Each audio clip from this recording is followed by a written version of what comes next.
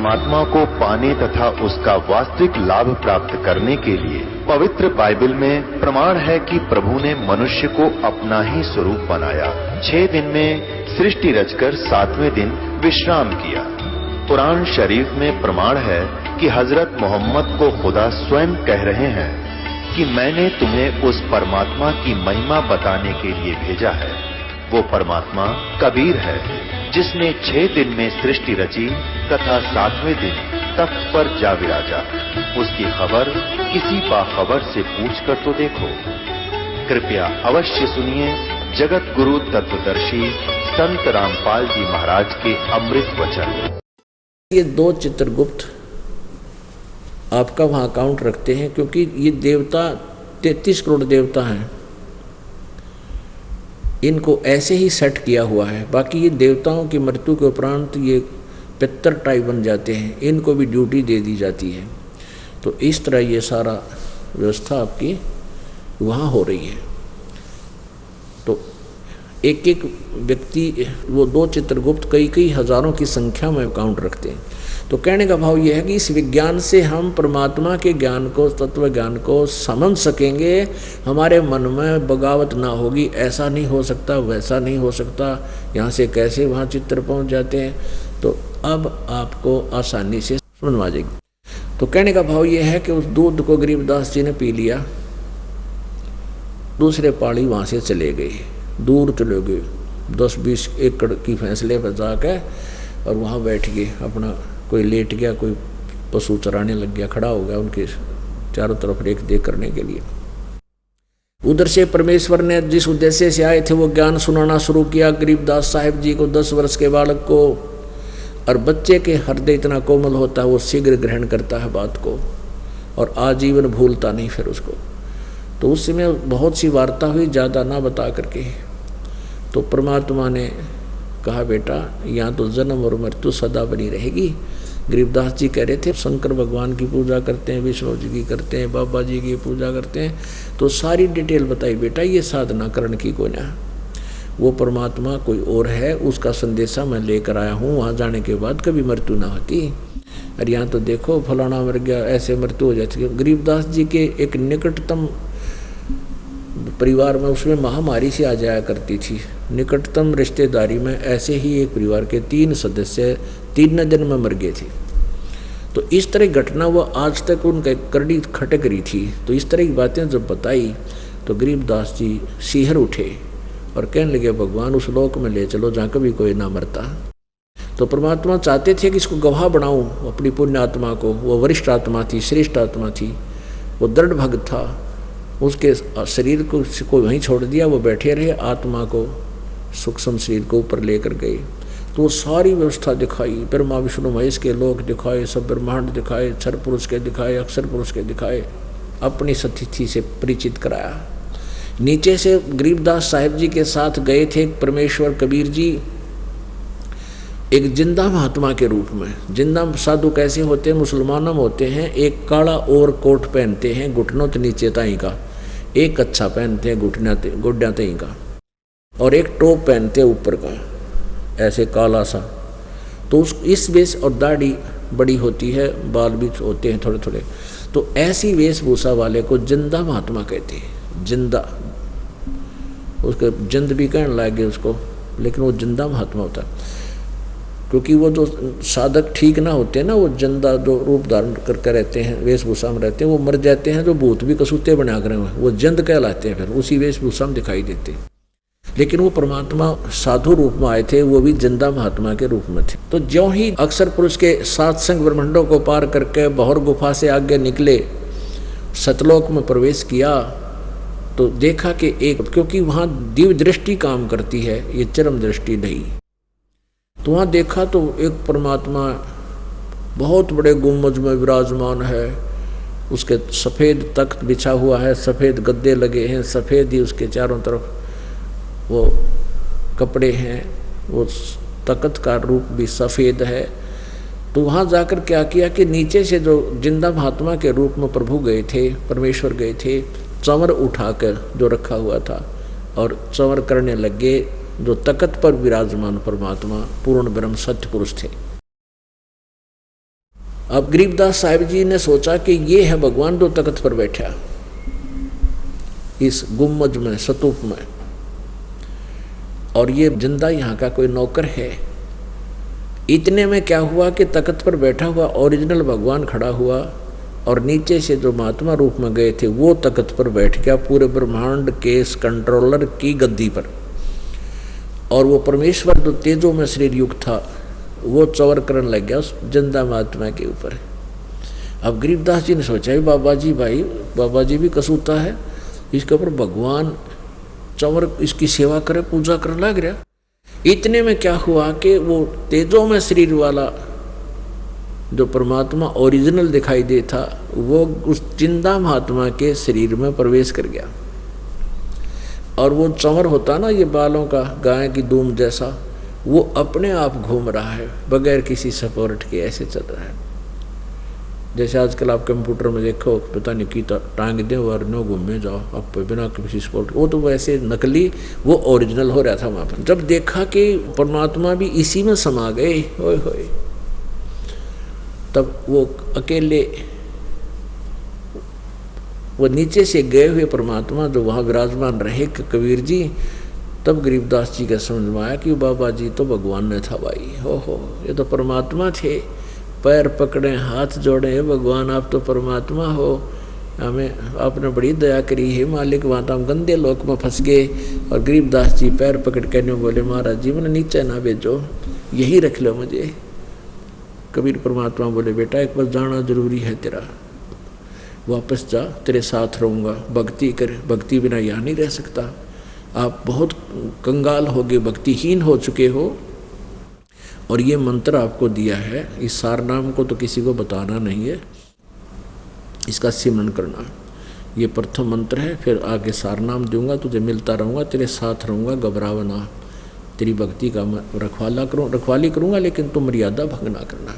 उधर से गरीबदास जी के शरीर को मृत जान के अब घंटा 2 घंटे के बाद वो पड़िया ना कर संभाला कि वो लड़की का लड़का जो है कहाँ है, लाओ बुला कर देखा, वो तो बैठा पाया न्यू का न्यू, शरीर उसमें जीव था नहीं। उन आकर पकड़ा रहा, भगत जी खड़ा हो, उठाने लगे तो लुट गया न्यू, और देखा ही तो सांस, इसमें श्वास नहीं है।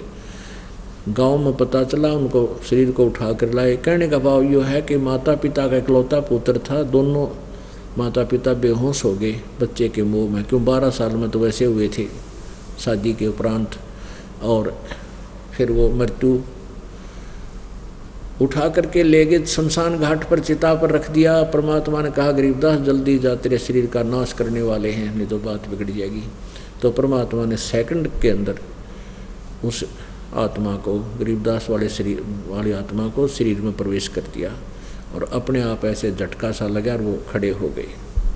अब जो ही वो गरीबदास साहिब जी उठे, 10 वर्ष के बालक, और ये वाणी बोलने लगे, जो परमात्मा ने उनके कंप्यूटर में ये तत्व ज्ञान भर दिया था, फैक्स कर दिया था।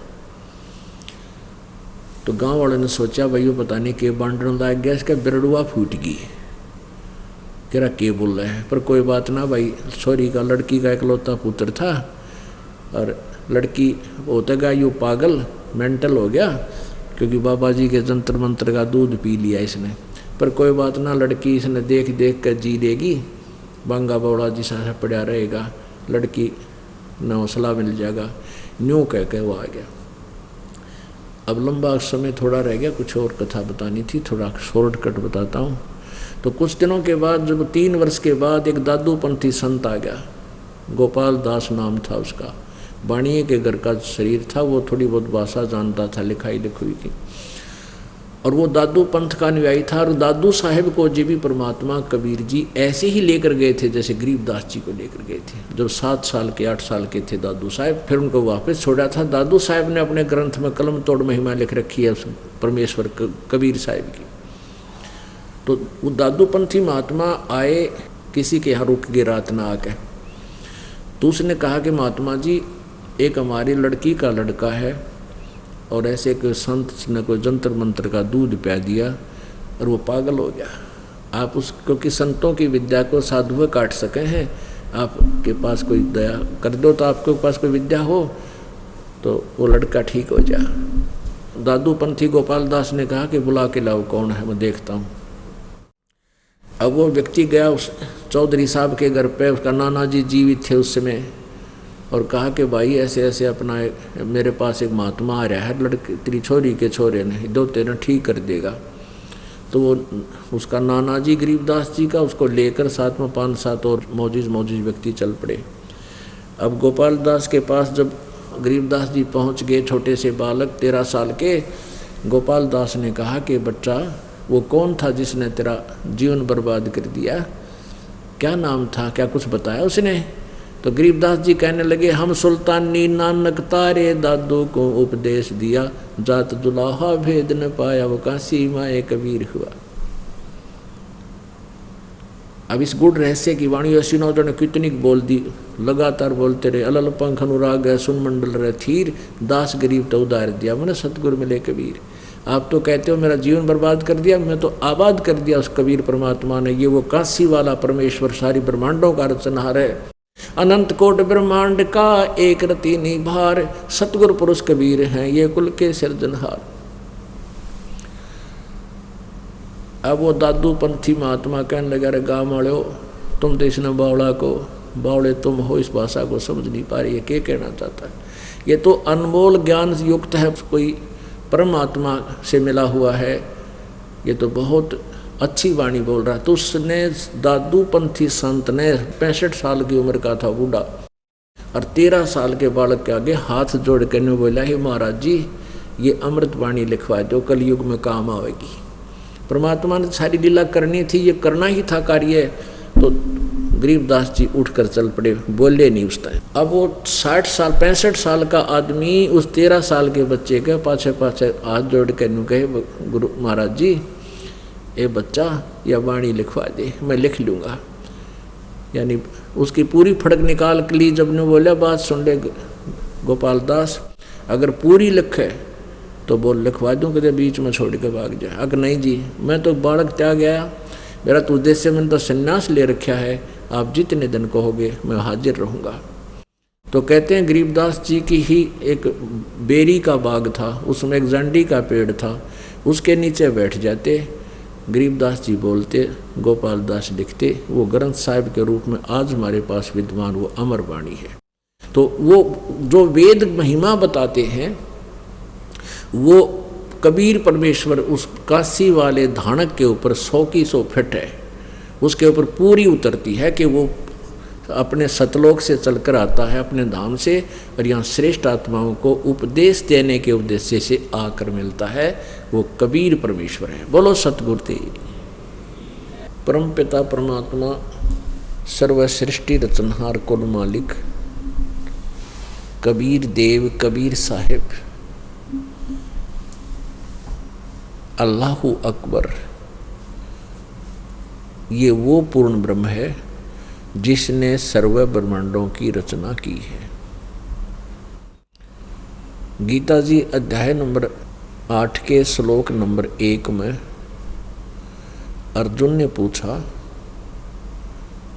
कि हे प्रभु, आपने जो गीता जी अध्याय नंबर 7 के श्लोक नंबर 29 में 29 में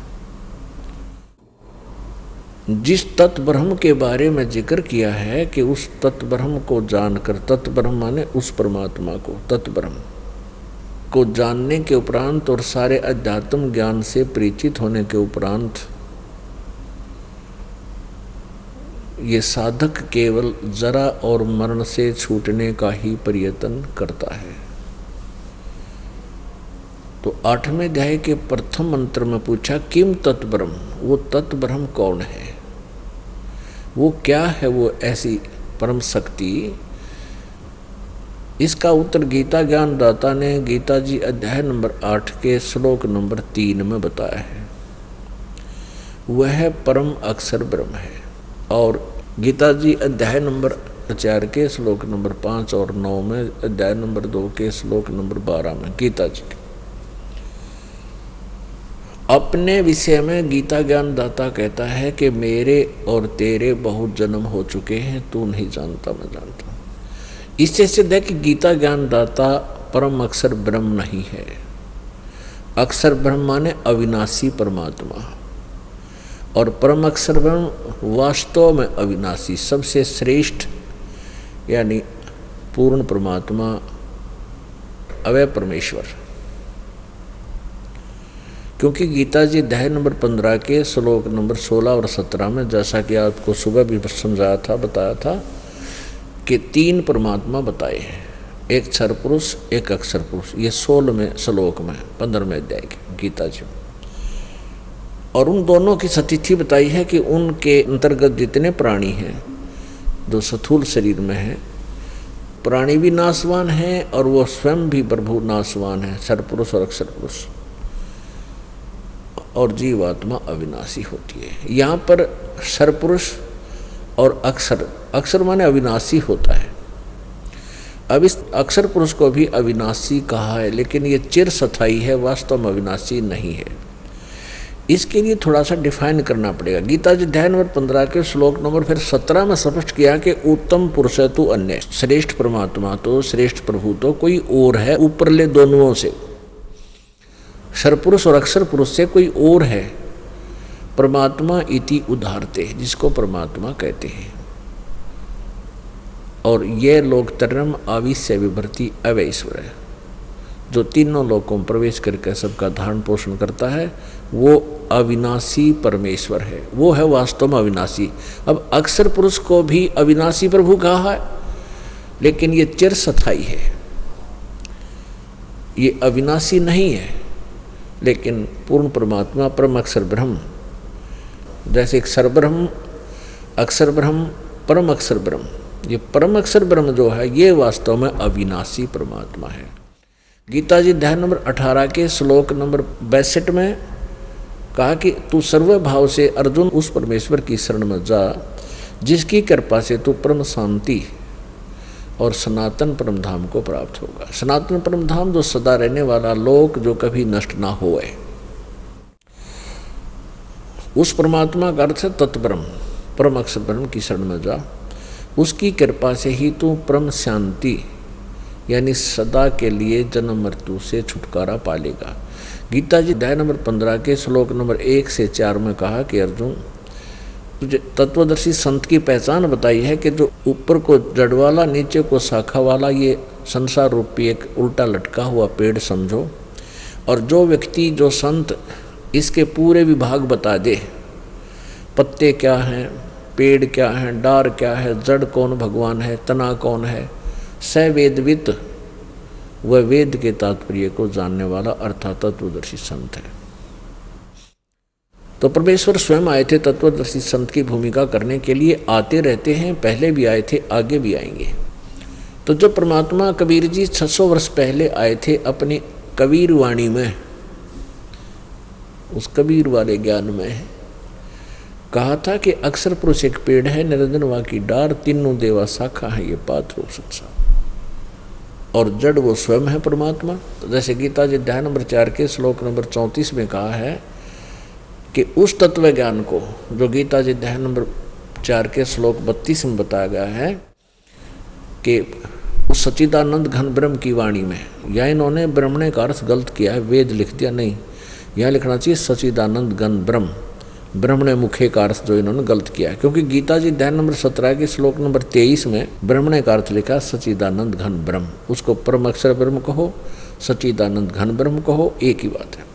तो यहाँ वो सच्चिदानंद घन ब्रह्म की वाणी में बहुत विस्तार से अनुष्ठानों के, यज्ञों के बारे में कहा गया है, और उनको करने से तो पूर्ण रूप से मोक्ष प्राप्त होगा, तेरा सर्व कर्म दंड समाप्त हो जाएंगे। तो उस ज्ञान को तू तत्वदर्शी संतों के पास जाकर समझ। चौथे अध्याय के 34वें श्लोक में गीता जी में कहा है, उनको दंडोत प्रणाम करने से और कपट छोड़कर प्रसन्न करने से वो तत्वदर्शी संत तुझे परमात्म तत्व का, उस परम अक्षर ब्रह्म के बारे में जानकारी देंगे। अब गीता ज्ञानदाता को जो पता था वो तो बोल ही रहा है गीता में, इससे अलग कोई ज्ञान है वो तत्वदर्शी संत बताते। तो गीता जी अध्याय नंबर 15 के श्लोक 1 से 4 में यही कहा है कि ऊपर को जड़ वाला, नीचे को तीनों गुण रूपी शाखा वाला, उल्टा लटका हुआ संसार रूपी वृक्ष है। तीनों गुण रूपी ये शाखाएं हैं और तत्वदर्शी संत की जब तुझे प्राप्ति हो जावे, तत्वदर्शी संत मिल जावे, उसके पश्चात परमेश्वर के उस परम पद की खोज करनी चाहिए, जहाँ जाने के बाद प्राणी फिर लौटकर संसार में कभी नहीं आते। और जिस परमेश्वर ने सर्व ब्रह्मांडों की रचना की है, अर्थात जिस परमेश्वर से इस संसार रूपी वृक्ष की प्रवृत्ति विस्तार को प्राप्त हुई, अर्थात जिस परमात्मा से ब्रह्मांडों की रचना हुई है, जिसने सर्व ब्रह्मांडों की रचना की है। और गीता ज्ञानदाता कह रहा है कि मैं उसकी शरण हूँ, और इस प्रकार विचार करके उसी परमात्मा का ध्यान भक्ति करनी चाहिए। इसी सिद्ध है कि गीता ज्ञानदाता जो है ये पूर्ण परमात्मा नहीं है, इसकी साधना से परम शांति नहीं हो सकती। परम शांति मीन जन्म मृत्यु सदा के लिए समाप्त नहीं हो सकती, जैसे गीता जी अध्याय नंबर 15 के श्लोक नंबर 4 में अभी आपने सुना कि उस परमेश्वर की सत साधना तत्वदर्शी संतों से मिलने के उपरांत फिर वो साधक लौटकर संसार में कभी नहीं आता। और गीता ज्ञानदाता स्वयं कहता दूसरे अध्याय के 12वें श्लोक में, चौथे अध्याय के 5वें और 9वें और 10वें अध्याय के दूसरे श्लोक में कि अर्जुन तेरे और मेरे बहुत जन्म हो चुके हैं, तू नहीं जानता मैं जानता हूँ। पहले भी हम जन्मे थे, आगे भी हम जन्मेंगे, ये ना सोच के हम अभी अभी जन्मे हैं। और मेरे जन्म को, मेरी उत्पत्ति को ये देवता भी नहीं जान सकते, क्योंकि ये मेरे से उत्पन्न हुई। क्योंकि इस ब्रह्म से ब्रह्मा विष्णु महेश सभी इसी से उत्पन्न हुए, ऋषि महर्षि। क्योंकि दुर्गा इस ब्रह्म की पत्नी है, और दुर्गा और ब्रह्म अर्थात काल के संयोग से ब्रह्मा विष्णु महेश की उत्पत्ति हुई है। उसके बाद फिर ये सभी सृष्टि शुरू हुई है। इससे सिद्ध है कि गीता ज्ञानदाता का जन्म तो हुआ है, लेकिन यहाँ 21 ब्रह्मांड के प्राणी नहीं जानते। जैसे हम अपने पिता के जन्म को संतान नहीं जान सकती, दादाजी बता देगा, तो हम सबके दादाजी, हम सबके रचने वाले उत्पत्ति करता वो पूर्ण ब्रह्म है, सतपुरुष है, कबीर साहेब है, कबीर भगवान है। ये वो परमात्मा है जो बनारस में अर्थात काशी में 120 वर्ष तक जुलाहे की भूमिका करके एक तत्व ज्ञान का प्रचार करके लिपिबद्ध करवा के सह शरीर चले गए, सह शरीर ही आए थे। क्योंकि परमात्मा साकार है, निराकार नहीं है। अपनात्मा यहाँ समस्या आ जाती है कि भाई ये एक पहला व्यक्ति सुना है ये कहने वाला कि परमात्मा साकार है। कौन? रामपाल। और आज तक हमें जिसने भी बताया है परमात्मा को निराकार बताया है, प्रकाश ही प्रकाश है, ध्यान समाधि में हम प्रकाश देखते हैं, भगवान देख लिया। तो पुण्यात्माओं ये लोक वेद था, ये दंत कथाएं थी, हमें तत्व ज्ञान नहीं था, यथार्थ ज्ञान नहीं था।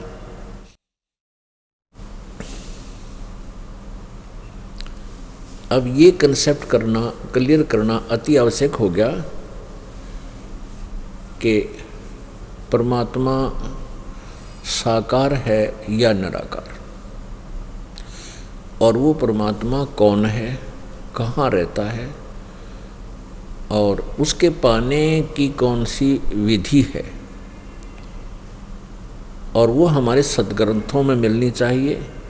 सदग्रंथों के साथ साथ जिन महापुरुषों ने परमात्मा पाया है, साक्षात्कार हुआ है, जिनका पूर्ण मोक्ष हुआ है, उन संतों के अपने अनुभव के विचारों में भी वो ज्ञान मिलना चाहिए। तभी हमें संतुष्टि होगी कि हम जो साधना कर रहे हैं ये बिल्कुल ओके है।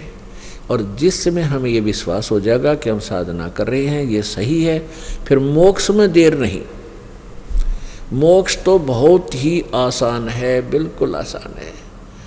हम अभी तक काल ने हमें ये निर्णय होने ही नहीं दिया है कि हु इज गॉड, परमात्मा कौन है, कैसा है। अपनी अपनी दंत कथा, कोई किसी को भगवान मानने बैठा है, कोई किसी को। कोई कहे हमारा राम बड़ा है, कोई कहे हमारा राम बड़ा है, कोई कहे खुदाई रे, कोई कहे ईसा मसीह बड़ा, ये बाटा रहे लगाई रे। कहते हैं कोई तो कहता हमारा राम बड़ा है, कोई कहता हमारा खुदा बड़ा है, और कोई कहे ईसा मसीह बड़ा है, ये बाटा रहे लगाई रे, बाटे बैठे भगवान ने न्यारा न्यारा। परमात्मा एक है और वही सभी जनता का पिता है, सभी प्रजा का पिता है, सभी प्राणियों का पिता है। हम यहाँ काल के जाल में फंस गए। काल भगवान ने हमारी यहाँ रेल बना रखी है। हम भगवान की चाह में घर भी त्याग देते हैं और सब आपत्तियों का सामना करने के लिए भी हम उद्धत रहते हैं, और हम भगवान के लिए निकल पड़ते हैं, घर भी छोड़ देते हैं, राज भी त्याग दिया राजाओं ने। लेकिन आगे इस काल ने ये ठग बैठा रखे नकली संत, ये जाते हैं इसके वो सारे स्क्रू टाइट कर देते हैं, सारा उल्टा ज्ञान फिट करके, और कहते तू चल आगे वक्ता बन जा। अब जो परमात्मा पाने के लिए निकला था, एक संत से मिला, 2 से मिला, 3 से मिला, 4 से मिला, 5 से मिला, क्योंकि जब तक इस आत्मा की संतुष्टि नहीं होती तो ये ऐसे संत बदलता रहता है जिसको भगवान की घनी तड़प है। और जिसमें इसको सही संत मिल जाता है, फिर ये वहाँ से आत्मा नहीं हिल सकती। मन से थोड़े बहुत मरोड़े मारे जाओ कि तय मन थोड़ी बहुत करता रहता है बकवाद, लेकिन आत्मा नहीं हिलेगी। और आत्मा नहीं हिलेगी तो मन के पैर कहाँ? ये तो आत्मा को मूर्ख बना कर ले जाता है और फिर गधा बना के छोड़ देता है। परमात्मा कहते हैं मन के मते ना चालिए, मन है पक्का दूध, और ले डूबा दरिया में फिर दा हाथ छूटे। एक संत था, भक्त श्रद्धालु, उसने ज्ञान विचार सुने, कोई सत्संग सुन लिया। ज्ञान तो देखो संत सभी दे देते हैं, थोड़ी बहुत जो सदग्रंथ या वैसे कहीं से सुना तो उस पुण्य आत्मा का इन सत्संग के वचनों का असर बहुत जल्दी होता है। तो एक पुण्य आत्मा ने घर त्याग दिया, बालक थे छोटे छोटे 2, उनको भी छोड़ दिया। अब चला गया, संत मिले, कोई संत ढूंढे, संत मिल गया एक, उससे पूछा क्या कारण है जी? ऐसे ऐसे मैं भगवान पाना चाहता हूँ और मुझे भगवान चाहिए। तो उसने कहा ठीक है भाई, ये भक्ति कर ले और यहीं रहे। अब उसको 10 वर्ष तक, 10-12 वर्ष तक एक गुफा में फिट रखा कि कहीं ये ममता में ना फंस जा, बालक याद ना आ जाए इसके। तो ऐसा उसको सुल्फा सल्फा दे प्या और वो समाधि लाए पड़ा रहे, भांग पी कर लोटा रहे। क्योंकि जो परमात्मा के लिए निकले हैं बेचारे, तरफ तो उनको भगवान की थी, भगवान मिला कोई ना, फिर कुछ दिन पाछो मायूस हो जाते हैं। तो वो जो वहाँ का हेड होता है उसको पता है कि भी क्यों कर डटेगा यहाँ पर, उसका भांग पीना शुरू कर देते हैं और पीगा भांग और पड़ा रहा अपना। तो ऐसे क्या हुआ कि एक दिन वो बाबा जी बीमार हो गया, उसका गुरु जी जो घर छोड़ के गया था 10-12 वर्ष के बाद। पहले वो स्वयं मांग कर लाता था भिक्षा, उसको नहीं जाने देता था कि कहीं ये वो ममता में ना फंस जा। तो एक दिन वो बीमार हो गया, उसको कहा बेटा जा तू भिक्षा मांग ले। तो उसने सोची 12 साल हो गए, तो ये फिट हो लिया, यहाँ कुछ ना याद आवे इसके। अब वो भिक्षा लेने गया तो वहाँ एक माई को आवाज़ लगाई कि माई भिक्षा दे। एक बहन आई आटा हाथ में लेकर, एक बेटे ने कंधे पे बैठा रही और एक उसका दामन पकड़ के, कपड़ा पकड़ के पीछे पीछे आन लग रहा। अब उस माई ने उसका आटा डाल दिया। तो उस बाबा जी जो घर 2 बालका न छोड़ के गया था, उसके काल ने फिर मरोड़ी ला दी। उसके मन में क्या आया कि मैं छोटे छोटे बच्चा न छोड़ के आया था, अरे यह एकली औरत है, मान ले इसका पति ना हो इसके पास, या कैसे पालेगी इन बच्चों को? मेरी पत्नी ने कैसे पाला होगा मेरे बच्चों को? भैया तो बहुत बूंदी बनी है। उसके अंदर वह मरोड़ी फिर अंगड़ाई लेगी ममता। परमात्मा कहते हैं विकार मरे मत जानियो जो भूबड़ में आगे। ओए होए, भूबड़ में राख में आग दबा रखी हो और उस बारे में सोचो अगिया खत्म होगी, हटाओगे ना पहले से ज़्यादा अंगार तेज पाओगा। अब उस बाबा जी के मन में आई, अरे एक वह बच्चा देखता हूँ वह मर गया, एक जीव है, घर चालू एक पे। तो ये सोच कर घर की तरफ चला। फिर ने सोची रहे छोड़े ने ओली जाली बात क्यों चक्कर में पड़ा है। फिर अपने आश्रम की तरफ चल पड़ा। 2 किले गया होगा, फिर सोची रहे ईसा केस है देखने में भी के तकरीब से दूर तो देख आऊँगा। आखिर में फैसला कर लिया, 2-3 उल्टी सुलटी की असल करके अब चल एक बार देख तो आता हूँ, खेतों में देख लूँगा, अपने खेतों में काम कुम करना होंगे, पता लग जाएगा वहाँ चक्कर मैंने कोई पहचाने को नहीं, पूछ लूँगा किसी से भाई ऐसे ऐसे कोई व्यक्ति था, उसके बच्चों का क्या हाल है। ऐसे सोच के और फेंक कर उस जोड़ी ने जिसमें आटा मांगने गया था जंगल भर चल पड़ा घर की तरफ। अब उधर से क्या था, उसका भाई और उसकी पत्नी वहाँ खेतों में काम कर रहे थे, अपने अपने खेत बांट रखे थे अलग अलग। तो उसके भाई ने देख लिया वो आता हुआ बाबा जी, क्यों बड़ी बड़ी दाढ़ी बनवा रखी और भाई लाल कपड़े पहन रहा, सिर पर बड़े बड़े बाल। तो उसकी दूर से चाल पहचान ली उसके भाई ने। वो अपनी भाभी तक कहने लगा कि बरजाई मेरा भाई आ रहा है वो देखो। वह बोली क्यों मजाक करा कर तो रोज हैं, क्यों मुझे वो भूली बात याद दिलावा है, रहने दे तो आँखों का आंसू भी ना रहे। वो कहने लगा मैं सही बताऊँ हूँ चाल वही है। उसने देखा हो भी सका है, यहाँ आन लग रहा है। तो वह बोली आ गया तो डट्टे को ना, पहले आड़े यही ना था फिर बच गया तो इसका के गाड़ूंगी मैं। तो उसका भाई कहने लगा कि तू मेरा सहयोग दे थोड़ा सा, इस न रोकता मैं दूंगा यहाँ पे। तो वो कहने लगी बता के करना है कि ऐसे ऐसे, उसने सारी कहानी बता दी, तू ऐसे करिए मैं ऐसे करूँगा। एक अच्छी मोटी शीशम थी टाली, और वह उस बाबा जी के खेत में थी कम से कम भी 2-3 फुट उस डोले से इधर। तो वो कहने लगा मैं इस शीशम ने काटूंगा कवाड़िए तय, और तय शोर मचा दिए, आज मेरा धनी होता तो इस तरह धक्का नहीं करता, मेरे साथ जोर जबरदस्ती कर रहा है, मेरे खेत में शीशम और तू काट रहा है, न्यू कह मेरी है मेरे खेत में है। तो उसने ऐसा ही कर दिया। वो ला गया कुआड़िया, हल्के साथ एक छोटा सा कुआड़िया लेकर जाया करे, तो उसके साथ लग गया कि करना उस शीशम ने काटना। और वह लगी जोर जोर से कहने कितना शर्म नहीं आती हैं, आज मेरा धनी नहीं मेरे सिर पे, और तू मेरे खेत में देख कति 4 फुट मेरे खेत में शीशम है, तू नो कह मेरी है, वो नो कह मेरी है, मैंने पटवारी तो मपवा लिया, तने डोली गलत बना रखी है, या शीशम मेरी है। वह नो करना तो तेरे भाई के समय की तुमने बांट रखा, उसके बाद मैंने ते डोला छेड़ा बिना सर, मेरा धनी होता तू के शीशम काट लेता। और उसने सोची के रोड़ा हो रहा हुआ, वो बैठ गया ज्वार में, बड़ी बड़ी ज्वार थी उसमें छुप कर इनकी सारी सुनो के बात हो रही है। वो बाबा जी सारी वार्ता सुन रहे अपनी पत्नी और भाई की। तो वह कहने लगी तो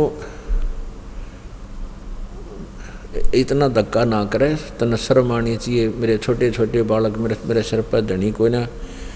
तो ने बोला तू घड़ी ना बोला ना मारूंगा कुआड़िया तरह। तो वो बाबा जी ने बोला रे एकली ना समझ लिए मैं भी आ लिया सूँ। बाबा जी ने सोचा तो लड़ाई मैच की, फिर पाछे के करेगा तू। ने बोला एकली बस समझिए मैं भी आ लिया सूँ। वो बाहर आ गया बाबा जी। तो उसका भाई कहने लगा कौन भाई तू भी चला, तीसरा तेली हमारे बीच में क्यों बड़ा है, चल अपना काम कर। बाबा जी हाँ काम बीच हमारे बीच में बोलने का कि तू कौन है। बोला मैं इस खेत वाला सूँ, खेत वाला शीशम वाला। ने बोला क्यों बकवाद कर रहा है, जा हक तो ना बनाऊँ खेत वाला। बाबा जी तू बोला कौन है, मैं खेत वाला हूँ। ने बोला रे मेरा भाई सा ना था जैसा तू बन रहा जो रीछ की डाल, ये बाल बुड़ ना थे मेरे भाई के, क्यों बकावे हमने। बोला अच्छा। तो वहाँ कोई खेता में नाई आ रहा था आड़ियों के बाल काटने खातिर, वो थोड़ी दूर पर देख लिया उसने, वाली दौड़ा गया बाबा जी ने। बोला रे नाई भाई मेरे बाल काट सारे मूछ दे। अब कौन है तो मैं वो फलाना हूँ भाई। बोला अच्छा के बात। बोला रे नाश हो गया बात का, जल्दी करे। अब उसने सारा फटाफट कर दिया काम, दाढ़ी भी साफ बाल भी काट दिए। जब आए ने बोला बोली पिछाने हमने वो तो उनकी चाल थी। जो बोला रहिए मेरा भाई, सीने गला लिया भाई ने, अगर बहुत दिन में आया भाई, हम तो दुखी हो गए थे, अरे मेरी गलती से भाई माफ़ कर दे, हैं मैं लालच में आ गया था, हैं तो आजा रोटी खा ले, फलान खा, वो उड़े रख लिया, फिर पकड़ा दिया और उसको अगले मारे एक जोटा में विश्राम करो। कहने का भाव ये है कि कबीर साहब कहते हैं कि मन के बारे बन गए, मन के बारे मारे बन गए, और बन तज बस्ती माह, कहे कबीर मैं के करूँ यो मन त माने ना। या परमात्मा अपने ऊपर ही सभी बातें ढाल कर कहते हैं और समझाते हैं कि भाई जब तक परम शांत नहीं मिलता, तत्व ज्ञान नहीं मिलता, तब तक ये प्राणी भटकता रहता है, इसको स्थायी स्थान नहीं मिलता और ना इसका मन डटे। तो कहने का भाव यह है कि हमने सबसे पहले ये ज्ञान होना चाहिए कि हम जो साधना कर रहे हैं वो ठीक है, फिर मन अपने आप सेट हो जाएगा। आत्मा इसकी मानने नहीं की बिल्कुल भी। अब जैसे गीता जी अध्याय नंबर 2 के श्लोक नंबर 53 में कहा है कि अर्जुन, जिसमें तेरी बुद्धि भिन्न भिन्न प्रकार के भ्रमित करने वाले वचनों से अर्थात व्याख्यानों से, ज्ञानों से हटकर एक तत्व ज्ञान पर स्थिर हो जाएगी, तब तो तू योग को प्राप्त होगा। जब तक तेने भक्ति मिलेगी, भक्ति प्रारंभ होगी, तू भगत बनेगा। योगी माने भक्त। जब तक तू भक्त बनेगा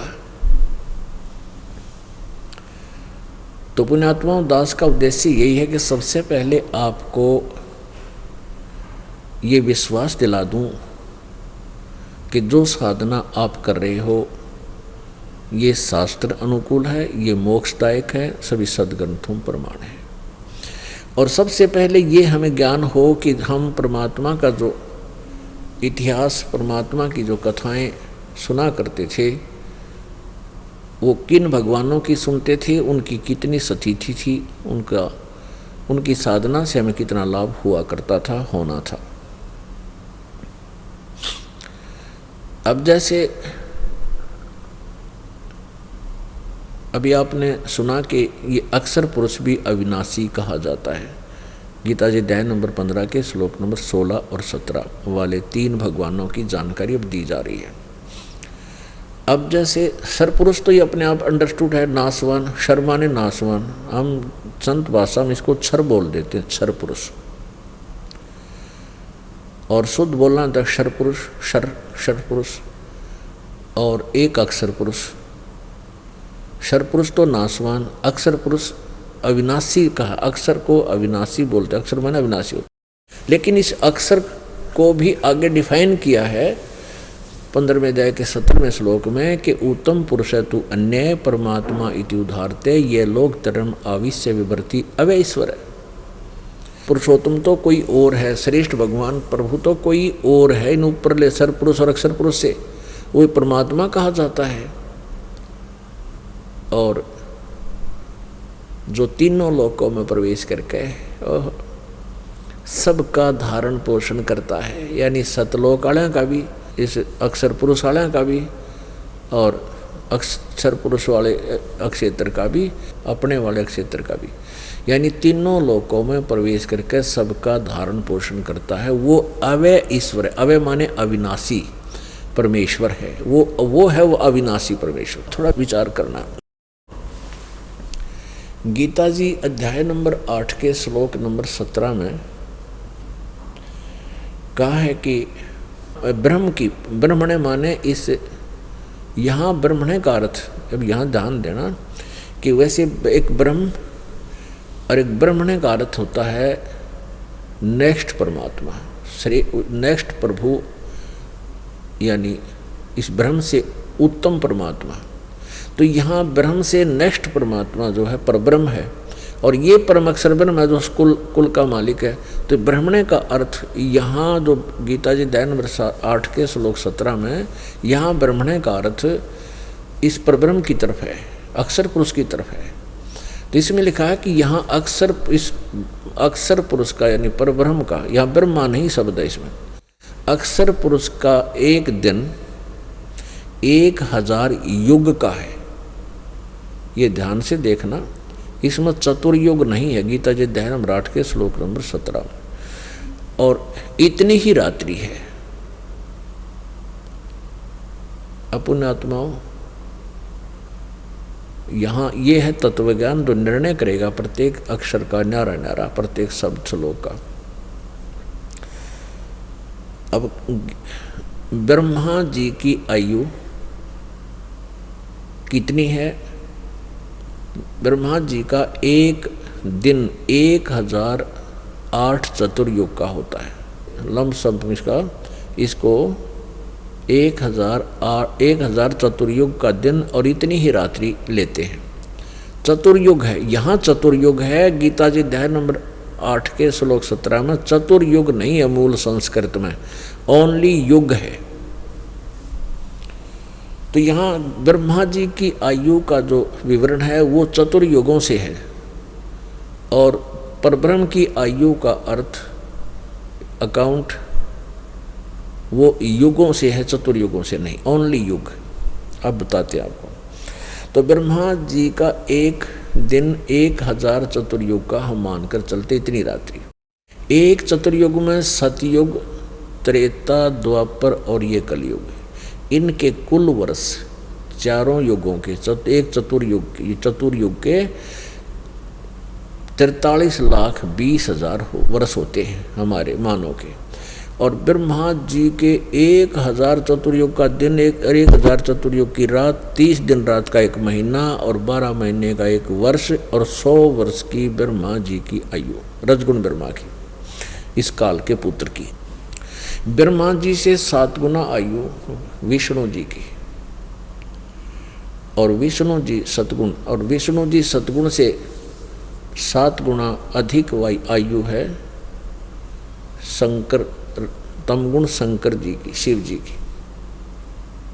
ये तीनों काल के पुत्र हैं।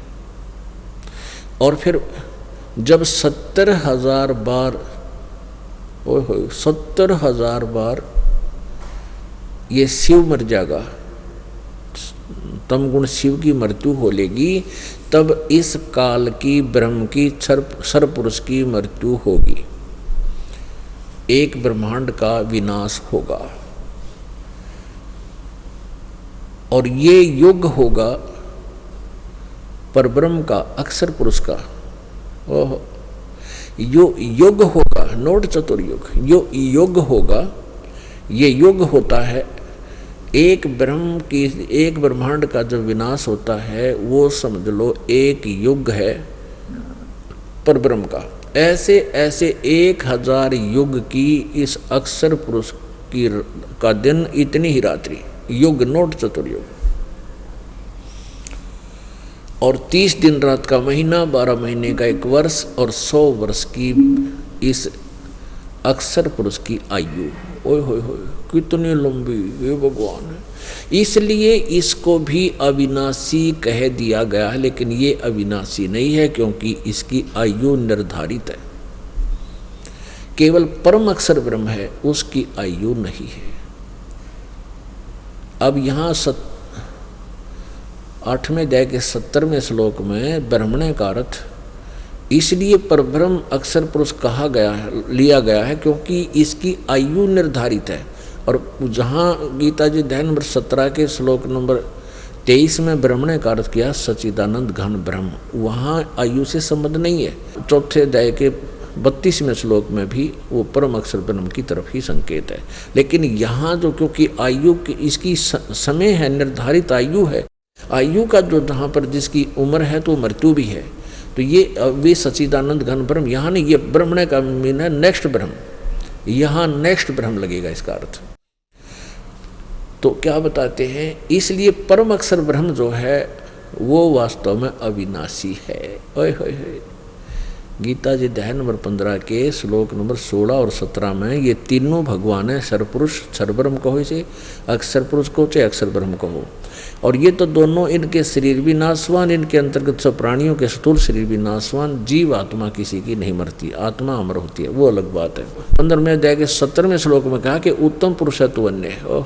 उत्तम पुरुष यानी सर्वश्रेष्ठ परमात्मा तो कोई और ही है जो परमात्मा कहलाता है, और तो तीनों लोकों में प्रवेश करके सबका धारण पोषण करता है। अब यहाँ ब्रह्म वो हिसाब ला के देखे तो काउंटिंग भूल जावा मैं, ये तो इस तरह फिर अलग से पैमाना बनाया है, इसलिए इस पर ब्रह्म यानी अक्षर पुरुष की आयु को आपको समझाया। तो क्या बताते हैं, एती उम्र बुलंद मरेगा अंतरे, क्योंकि सतगुरु लगे न कान न भेंटे वो संतरे। ओहो, कौन से संत? गीता जी अध्याय नंबर 4 के श्लोक नंबर 34 में कहा कि अर्जुन उस ज्ञान को जो चौथे अध्याय के 32वें श्लोक में जिसके विषय में कहा है, सच्चिदानंद घन ब्रह्म की वाणी में लिखा हुआ विस्तार से जो ज्ञान है, उस तत्व ज्ञान को तू तत्वदर्शी संतों के पास जाकर समझ। अब गीता यजुर्वेद अध्याय नंबर 40 के श्लोक नंबर 10 से लेकर 13 तक ये स्पष्ट किया है कि कोई तो परमात्मा को संभव माने जन्म लेने वाला, कोई असंभव जो जन्म नहीं लेता, उत्पन्न होने वाला मानता है, यानी कोई साकार कहता है, कोई निराकार बताता है। इसका यथार्थ ज्ञान तो तत्वदर्शी संत ही बताएंगे, उनसे सुन। यानी वेद ज्ञान ब्रह्म दे रहा है, जैसे गीता का ज्ञान दे रहा है, तो वो खुद कह रहा है कि उस धीरा नाम तत्वदर्शी उन संतों के पास जाकर समझ। और कोई विद्वान कहता है जिसने एक अक्षर का ज्ञान, एक लैंग्वेज का ज्ञान हो गया, उसको विद्वान बोल देते हैं, पंडित की उपाधि प्राप्त कर लेता है। पंडित और अपंडित, जिसके पास अक्षर ज्ञान नहीं है, अविद्या जिसके पास है, उसको अविद्वान कह देते हैं, और जिसके पास एक कोई लैंग्वेज एक भाषा जो का मास्टर है, उसको विद्वान कह देते हैं। विद्वान और अविद्वान की परिभाषा भी वो तत्वदर्शी संत बताते हैं, उन्हीं से सुनो।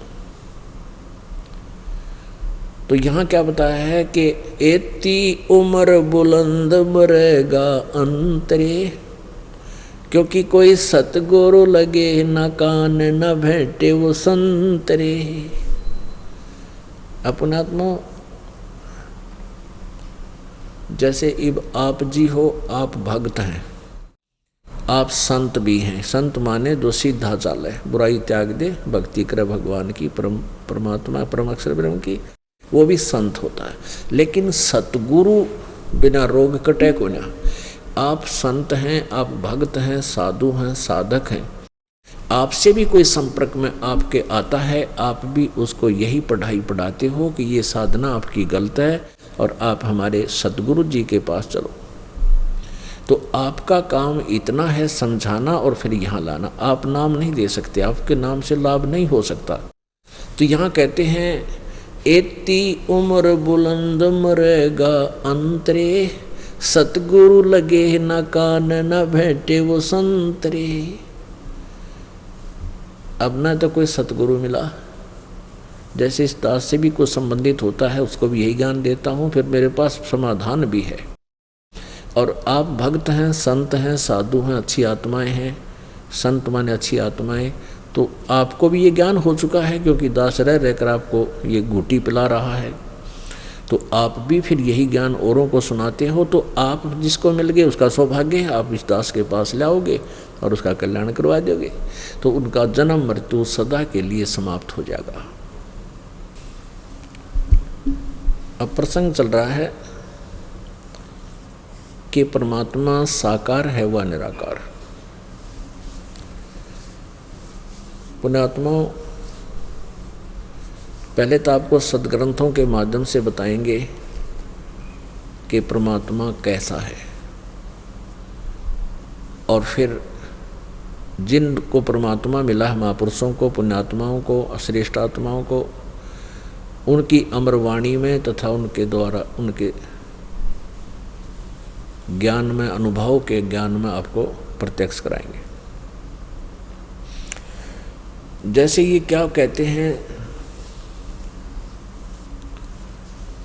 एक शेख फरीद नाम के महापुरुष थे,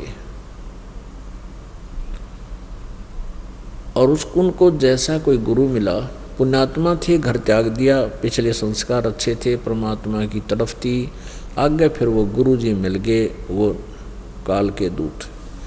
उसने उनको पढ़ाई करा दी कि बेटा तप कर, कठिन तप कर जितना कर सकता है, और इससे तुम्हें अल्लाह का दीदार हो जाएगा।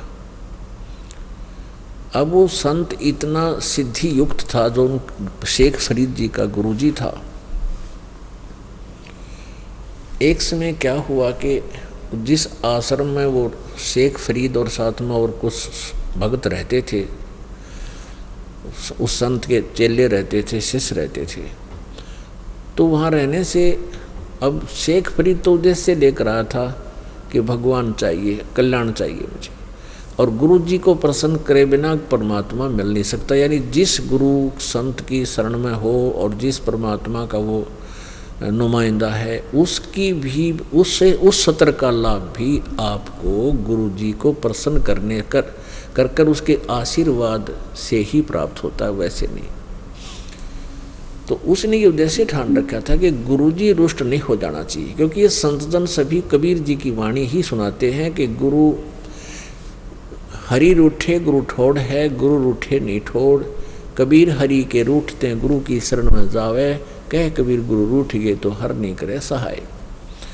तो इस बात से पुण्यात्मा परिचित होते हैं, संत जन उनके गुरु जी भी या गुरु गीता सुनाते रहते हैं ताकि ये भागना जाते रहे दौरे से।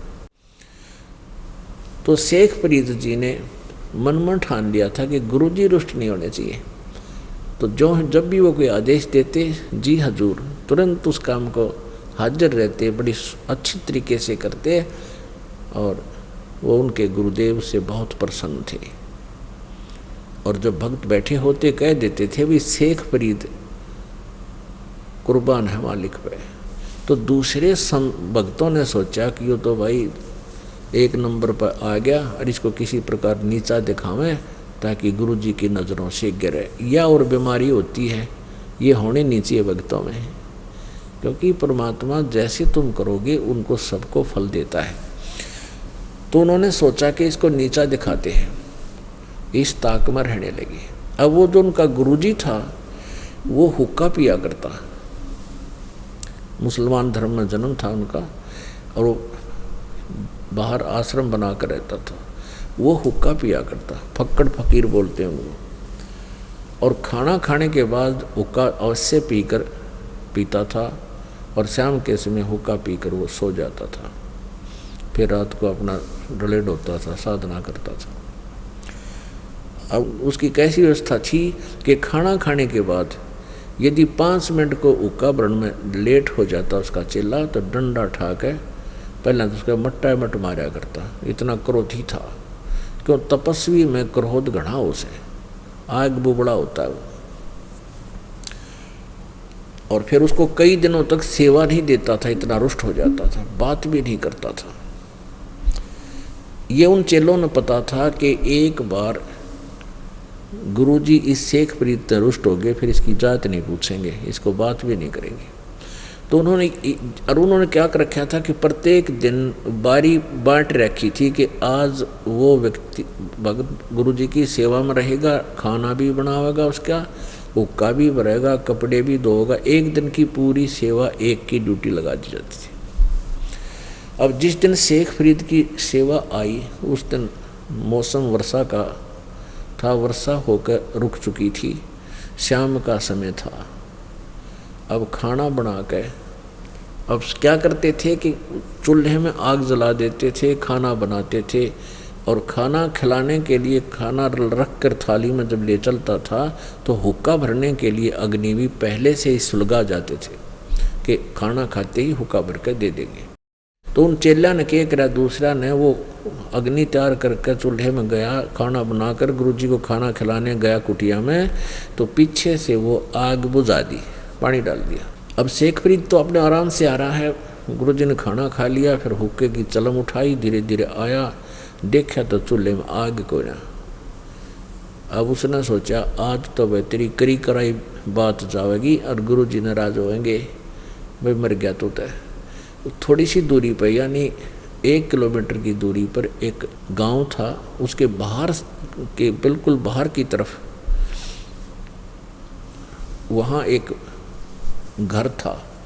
उसने वहाँ धुआं उठता दिखा। उस आश्रम से वहीं से न पूरी स्पीड तो भाग लिया, चरम हाथ में लेके, और भाग आया। आते ही देखा तो आगे वो माई जो थी, अग्नि तो जला रखी थी, वह कभी बुझ जाती, वह फिर फूं फूं कर रही थी, आँखों में पानी आ रहा धुआं में। तो वो कहने लगा, माई की बेटी मुझे अग्नि दे दे, आग दे दे। वह माई हो रही थी दुखी ने बोली, आँख फोड़वा ले बाबा जी, आँख फोड़ ले तू अपनी। जब मिल लगी आग में मिल रहा से ने बोला, माई कौन सी आँख फोड़ दूँ, अग कोई सी फोड़ दे। वह छो मारी, उसका देखे भी कोई ना, उसने दे के चमटा और एक आँख काट के ने बोला, ले माई मैंने आग दे दे, मेरे गुरुजी नाराज हो जाएंगे, मेरा जीवन व्यर्थ हो जाएगा। वह आँख काट के डरती। अब वो माई ने देखा खून पड़ा, वह डर गई, क्यों तो बात बिगड़ गई। इनका गुरुजी तो बड़ा सिद्धि वक्त युक्त है, देता न कि मैं शराब दे दे। वह तो सारी आग बाहर काट के और एक लो बैठ गई, डर गई। उसने फटाफट उसमें आग धरी, चलम में फुल कर वहाँ से फिर स्पीड ठोक दी और अपने उस एक आँख जो निकाल दी थी उसका कपड़ा बांध लिया ऐसे एक साइड में। अंधेरे का समय था। अब उसने पहली आवाज लगाई उनके गुरुजी ने, रे शेख फरीद बेटा हुक्का चलम नहीं लाया। थोड़ी सी दूरी पर था। दूसरी फिर आवाज लगाई, रे शेख फरीद की तो मर गया। ने बोला, आ गया गुरुजी, आ गया गुरुजी, आ गया गुरुजी। नो कंते कंते पहुंच गया टाइम पे। ने बोला, रे क्या बात होगी भाई, क्या हो गया था? अगदी ऐसे ऐसे आग बुझ गई थी, वर्षा का मौसम है और मैं गांव में दौड़ा दौड़ा गया, गुरुदेव माफ़ करना। कोई बात ना बेटा। जब वो चलम रख दी, वो सोचा था गुरुजी ना देखा, अंधेरा सा था। ने बोला, अरे कपड़ा सा किसा गिर रखना गुरुजी, कुछ बात ना, आपकी दया, आपकी मौत से कोई ऐसी। उन्होंने सोचा कोई मच्छर मुच्छर बढ़ गया होगा, भाग गया है थोड़ा, तो वो दर का चलम निकल गया। वो गुरुजी पी का हुक्का, पाड़े का हुक्का, फरड़ फरड़ सो गया। अब वो माई ने सारी रात नींद आई ना। उन्होंने सोची ईब में जाऊँ के ऊपर एकली औरत, और सुबह सारी रात बैठ के काटी कि भगवान के बनेगी बड़े गिला।